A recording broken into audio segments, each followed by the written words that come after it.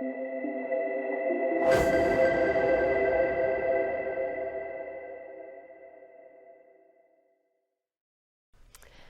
and welcome back to The Journey Continues, where we explore the stories, the facts, and the incredible impact of organ donation and kidney health. Together, we'll meet individuals whose lives have been touched by the gift of organ and tissue donation, learn from experts, and explore practical ways to care for your kidney health.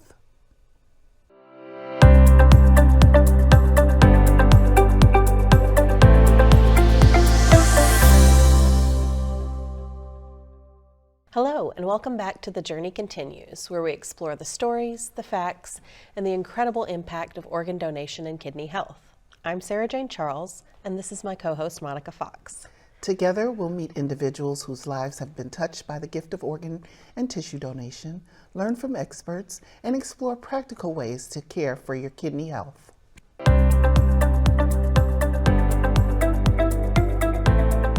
Let's head right into our first segment, Donor Spotlight. This month's featured donor is Reggie Shuck. On a beautiful summer day in 2019, real estate broker Reggie and his wife of 33 years, Marian, went for a morning bike ride, something they did all the time as avid cyclists. But this ride wasn't like the countless others they'd taken. This time, while laughing and talking about their daughter, Reggie had a heart attack that caused him to fall from his bike, collapsing onto the sidewalk. Marian started CPR while passers-by called 911. Reggie was rushed to University of Chicago Hospital, where he passed away. Marian, a longtime employee of Gift of Hope Organ and Tissue Donor Network, was suddenly faced with the reality she'd counseled thousands of other families through. She called Gift of Hope's Tissue Authorization Program and began the process of donating Reggie's tissues. Reggie wasn't a candidate for organ donation because his heart had not been beating for some time, but he was a candidate for tissue donation. Tissue donors can save up to 50 lives with their donation. Reggie was a registered organ donor prior to his death, so Marian was not faced with a big decision on a profoundly heartbreaking day.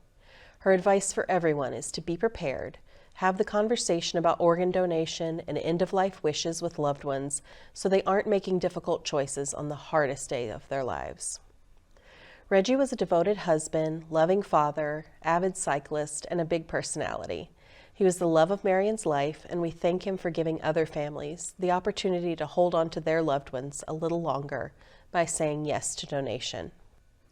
On the other side of a short break, the journey continues with Ask the Expert, featuring Reggie's wife and my friend, Executive Vice President of Governmental Relations and External Affairs for Gift of Hope Organ and Tissue Donor Network, Marion Shuck. Stay with us.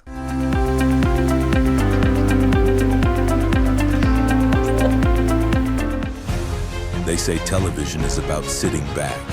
We say it's about stepping up.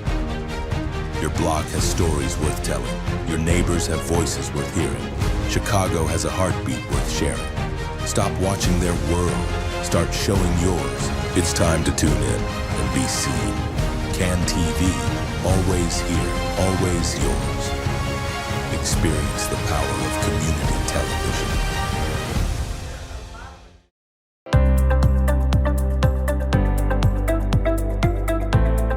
Welcome back. Our guest today is a remarkable woman who has dedicated her career to advocating for organ donation and organ donor families. Marion Shuck is the Executive Vice President for Governmental Relations and External Affairs at Gift of Hope Organ and Tissue Donor Network. In her role, Marion leads the company's government relations, marketing, outreach, donor family services, and ambassador programs. For the past 17 years, Marion has been a champion of organ donors and their families. And in 2019, she and her daughter Malika became a donor family when her husband Reggie suddenly passed. Now she's considering going the extra mile as a living kidney donor.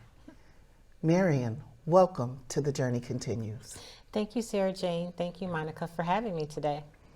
So Marion, we've known each other for over 12 years, and in that time we've both experienced growth professionally and personally, and also our share of losses and challenges.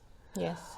Over the years, you've interviewed me countless times, and today I'm especially delighted to be on the other side of the table to allow space for you to share your story and expertise.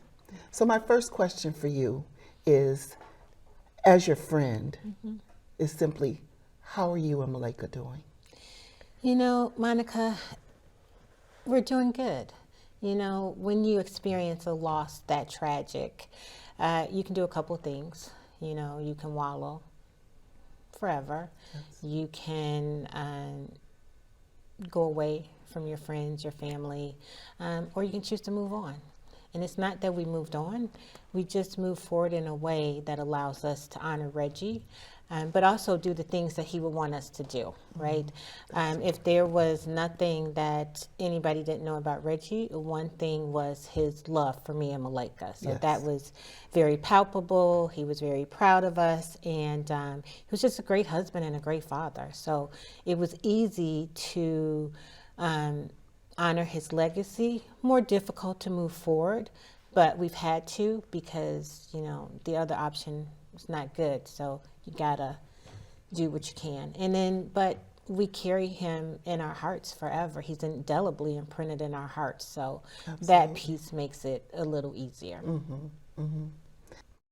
Before we get into your role at the Gift of Hope and explore the details and myths and misconceptions about organ donation, can you share how your personal journey came to align so closely with your professional work? Yes, Reggie and I have been married 33 years.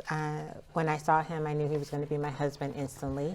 And he felt the same way, because on our first date, he asked me to marry him. Oh, wow. And so we met May 23rd, 1986, and we got married May 23rd, 1987. Wow. So a year to the date.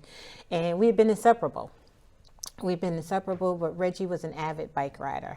Me, not so much, but he taught me how to ride better. He taught me how to ride through the streets, and our running joke was that I don't like the cold, and so I wanted to stop riding when it hit 55 degrees, and he wanted to ride all the time, and I just was like, no, 55 degrees is my limit. So on that day, that week I was supposed to be at a conference, and I decided not to go. I just wanted to be home. It was Father's Day that Sunday, and we were still doing work on our condo. So I really thought we were going to Home Depot. And he came to me that morning. He said, Marian Louise, it's 55 degrees. We're riding. I was like, oh, rats. So we were riding, talking, laughing like we normally do along the lakefront. And I got a phone call from my daughter, who was at an internship in New York. She attended New York University, and she was complaining. She was complaining about the upcoming year and roommates and stuff like that. And so I let her talk to her father for a little bit. And then when we hung up the phone, and he said, well, you know your daughter's just trying to get a single room, right? She's complaining about these rooms. It's like, oh, yeah, I know. I said, and, you know, we really have to look at it, because she's the only child, and, you know, she had some bad luck with her roommates. And so we considered it. And we were just laughing and talking, and all of a sudden he rode in front of me, right? He just rode in front of me, and he just sort of fell off his bike. And so obviously I dropped my bike, and I was like, what's wrong? What's going on? And I realized he was in distress, so I started CPR, and then there were some more folks who came and said, how can we help you? And, you know, the ambulance came, and, you know, they started CPR. They put him in the ambulance, took him to the University of Chicago. A nice police officer took me. Some nice people took our bikes. I told them where our house was, and they actually took our bikes to the house while I went to the hospital. And so it's just a great experience of community helping in a tragic circumstance. Yes. And then I got to the hospital, and because I've been in healthcare for so long, I knew that it wasn't good, right? I didn't need anybody to tell me. I've seen what deceased bodies look like. I know what happens, you know, as people expire. So I didn't need them to tell me, but they really want to do all these, you know, measures. And I was like, no, I don't think we're going to do that. I don't want my husband to suffer, and he wouldn't want that. And Selwyn Rogers is the head of trauma in the ER at University of Chicago, and so they called him. I said, can you get Selwyn? Because if Selwyn tells me he's gone, I'll believe he's gone. And so Selwyn came, and he told me there was nothing we could do. And I was like, okay. And at that point, I knew he couldn't be an organ donor. I've been in this job 17 years, so I said, okay, well, he can still be a tissue donor. And someone said, yeah, we can make that happen. So I called my friend Karen Cameron, and she came, and we started the process. And it was interesting that I've seen that process. I've sat in our donor resource center when people have done the intake calls, but you don't realize when you have to give the intake call that they ask a lot of questions, right? They ask so many questions, and I'm like, okay, this is too much, right? So I at that instant felt like what it felt for families to go through that process, because it is the worst day of your life. I wasn't really thinking about him being a donor. I was thinking, I've got to figure out how to get my daughter from New York to come say goodbye to her father. And I will tell you, I work for one of the greatest companies in the world, in that they did everything they could to preserve Reggie, and then they were going to take him out to Gift of Hope and keep him warm until Malika. I got her on a flight. She got here, picked her up from the airport. We went straight to Gift of Hope. They wanted to do a honor walk, and I was like, you guys can do the honor walk, but I can't be here. They went to do everything, and so my whole family, we all went to Gift of Hope. We were able to say another goodbye, which was difficult. I already said one, but then watching my daughter say goodbye to her father was probably the hardest thing I've ever seen in my life. And but yeah, so we did that in Gift of Hope. They did everything. They, I had the services right away. I didn't want to wait. People were like, oh, you should wait. And I'm like, no, I'm not going to wait. My daughter has a life she has to get back to. She's in a prestigious internship, and I want her to get back. And I have to figure out how to move forward. And so at that moment, he became a tissue donor, and my life, my work life and my personal life intersected. It intersected gloriously, but it intersected. As we talk about organ and tissue donation, it's important to remember that behind every conversation and every decision, there's a deeply personal story. For you, it's not just professional, it's personal in a profound way. Yeah, it was really funny. When I started working at Gift of Hope 17 years ago, my daughter was 10. Our daughter was 10. And it's only a 10-year-old, it's very precocious, very smart. And so she went around at Thanksgiving asking everybody if they were registered. Do you know what my mommy does? My mommy has a new job, and had been in a job like 7 months. But so she was checking people's licenses to see if they were registered. And of course, she got to her father. And he didn't have the red Illinois on there. And so she comes to me, Mommy, do you know that Daddy's not registered? I was like, not registered for what, baby? And she's like, he's not registered to be a donor. And I just sort of looked at him. I'm like, Reggie Shuck. And that's what we called him, because I have countless Reggies in my family. My twin is married to a Reggie. I was married to a Reggie first. We have an Uncle Reggie, and we have good friends who have Reggie. So we just call them by their names. So I was like, Reggie Shuck, do you know what I do all day? How can you not be registered? And he said the one thing that most people in America say, I want you to make that decision. But I said to him, at that moment, you can't ask me to make that decision, because at that moment, I'm your wife, I'm the mother of your child, I'm your family's daughter-in-law, sister-in-law. I said, that's not the time for me to make that decision, because I'm already grappled with the fact that you're not going to be here, and then to make a decision about whether you wanted to be a donor or not. No, you need to make that decision, and you need to tell me that's the decision. I can't coerce you into this. I want you to do it because it's what you want. And so, and when he renewed his driver's license, he did go on and become a registered donor. So again, that's not a time, and I'm here to tell you, that's not the time you want to have a decision with a multitude of people about whether someone should be a donor or not, because you're not thinking of that. You don't want to make those types of decisions in that moment, which I have to say was the worst day of my life ever. Absolutely. I remember you sharing that story with me about him not being a registered donor way before any of this happened. And you knew him well, so he was gregarious and everything, but he just, we had a great marriage, and so whatever I wanted to do, he'd do, but some decisions you have to make yourself. Yeah. So how has your experience of losing Reggie and choosing to donate his tissue impacted you and shaped the work that you do today? You know, it's interesting. 6 months after Reggie passed, Malika and I got a letter from his cornea donor. And I never thought about it. I do manage the Donor Family Services Department at Gift of Hope, so my team works in aftercare after you've experienced a tragic circumstance. We really try to help you with resources, help you with the grieving process, help you understand how to create a legacy. And I guess I just hadn't thought about that. You know, some people gung-ho, they want to start a foundation and they want to do all this stuff, and I was like, I don't want to do all that. I'm not ready to do all of that, and I just don't want to. And I have a child that I've got to get out of college because that's what my husband would have wanted. And, you know, luckily we didn't have to worry about, you know, losing our house or her not continuing college like so many families do have to do. You know, one, I have a great job, but, you know, Reggie and I prepared. You know, we talked about this all the time. And so it wasn't that I was mad. A lot of people, you know, would ask me, well, aren't you mad? Aren't you mad at God? And I'm like, no, I'm not mad. I'm profoundly sad. Don't get me wrong. I'm profoundly sad at the loss of my husband, but I'm not mad at God because God says marriage and children are a gift to you. And so Reggie was gifted to me. He was lent to me, but I wasn't meant to have him forever. And so I went into it with the fact that we had a great 33 years. Some people don't have 1 day or 2 days.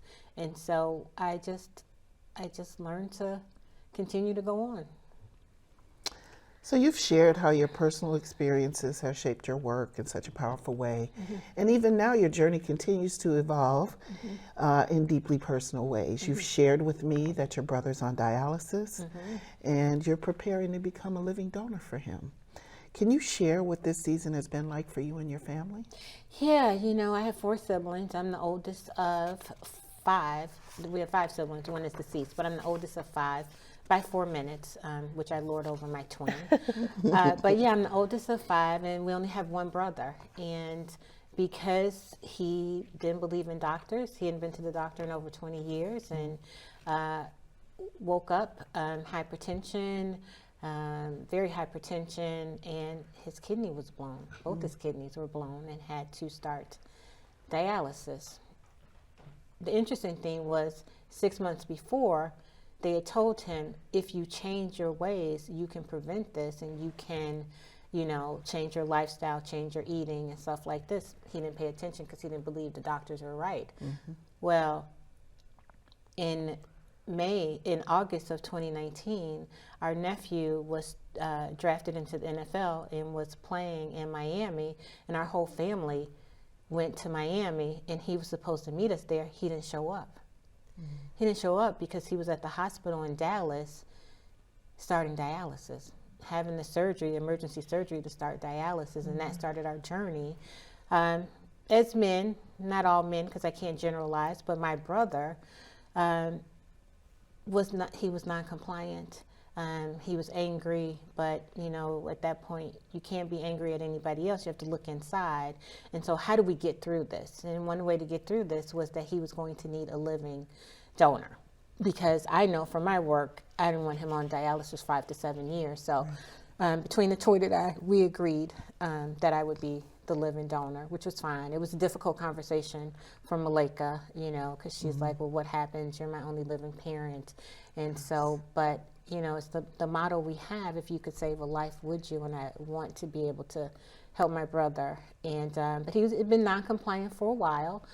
He had been listed, and so I started the process, the testing and everything, and then he became non-compliant, and so he was off the list for a while, but I'm happy to say he's getting back on the list, and so hopefully maybe the end of the year or next year, I'll be able to be his living donor.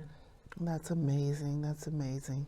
Marion, thank you for sharing your journey so openly. It truly brings depth and meaning to the conversation. So now I'd like to take a step back and help our audience better understand organ donation more broadly. Because with understanding often comes clarity, and with clarity comes the confidence to say yes. So why is it so important to say yes to being an organ donor? And what impact can one donor have? It's important to say yes because This is technology. This is medical technology. This is the ability to take one organ from somebody or tissue from someone and help save someone else. If the technology weren't there, I'd say, okay. But the technology is there. It has only evolved and evolved and evolved. And we have the ability to utilize our organs and our bodies to help someone else in their time of need. You only need one kidney. That's why kidney donation is so important. You only need a part of your liver. It'll regenerate. That's why that's so important. So organ donation is important because you have an opportunity to help save someone else's life as a last act of charity. So in those critical and emotional moments, how are conversations with family handled? And what role do they play in the donation process? Even if the loved one's already registered. Yeah, so it happens in two ways. One, if you're registered, right? If you're registered, we don't have to have a conversation. We answer the questions and we honor your loved one's legacy. The second way is if your loved one is not registered. That becomes a challenge because we've got to give you enough information to help you make a decision for someone you don't know. You could know somebody, as in your case with a directed donation, you know, you had friends who had known you were waiting, and so you were able to receive directed donation from the community, but we've got to help you in that moment make a decision to save someone else's life on the worst day of your life. So for those listening today, conversations like this can feel overwhelming, but they're so important. What's one thing that you hope everyone takes away from this conversation? Make your decision and tell your family. Okay, that's so important. Very important. Marian, thank you so much for sharing your knowledge, your expertise, and most importantly, your personal journey with us today. It's been my pleasure, our pleasure, to have you here on The Journey Continues, and we look forward to many more years of friendship and relationship and growth and love. Yes, and thank you both for what you do. Thank you for having this podcast that sheds light on the importance of organ, eye, and tissue donation. When The Journey Continues returns, we'll take a pee break. Stay with us.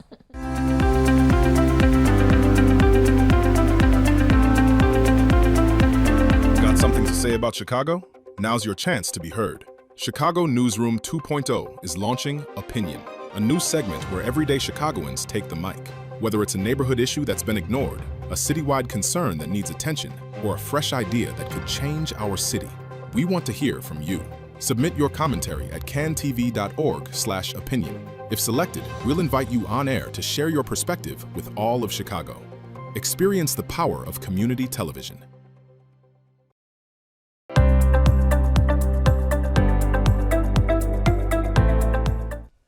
Our pee break's not what you think. It's a moment to take a look at 3 key parts of the National Kidney Foundation of Illinois mission: prevention, education, and empowerment. On this edition of the pee break, we'll take a look at living donation. Most people picture organ donation as something that happens after you've passed away, but did you know there are 2 organs that can be donated from a living, healthy donor? The most commonly donated organ from a living donor is a kidney. That's because we're born with 2, but most people only need 1 to live a full, active life. In some cases, some people can donate a portion of their liver, which can actually regenerate and grow back to full size over time. Living donation often means shorter wait times and better outcomes for the organ recipients. In Illinois, the wait time for a deceased donor kidney is between 5 and 8 years. With a living kidney donor, many recipients can even avoid dialysis entirely by receiving what's called a preemptive transplant. I received my second transplant from my daughter Olivia, but living donors don't have to be related to their recipients. Friends, co-workers, and even anonymous strangers or altruistic donors can step forward to help someone in need of a life-saving transplant. And if a donor and their recipient aren't a match, they can participate in a paired donation where they swap with another recipient and donor pair. Potential living donors undergo extremely thorough medical and psychological screenings to make sure it's safe for them to donate and that they're fully informed about the process. It's important to remember that a transplant team will not clear a potential donor for surgery if the donation will negatively affect their health. and should a living donor need a transplant themselves in the future, they move to the top of the wait list. Choosing to be a living organ donor is a deeply personal decision, but for those who choose it, the impact is extraordinary. What an emotional and informative episode. Yeah. For more information on any of the topics that we've discussed today, visit our website, nkfi.org. We hope you'll join us next time, and we'd like to extend our thanks to Donate Life Illinois for making this show possible. That's our time for now. Thank you for tuning in to The Journey Continues. Share us with the people you love wherever you listen to your favorite podcasts, and now on demand on cantv.org, the CanTV Plus app, and the CanTV YouTube channel. I'm Monica Fox. And I'm Sarah Jane Charles. Until next time, The Journey Continues.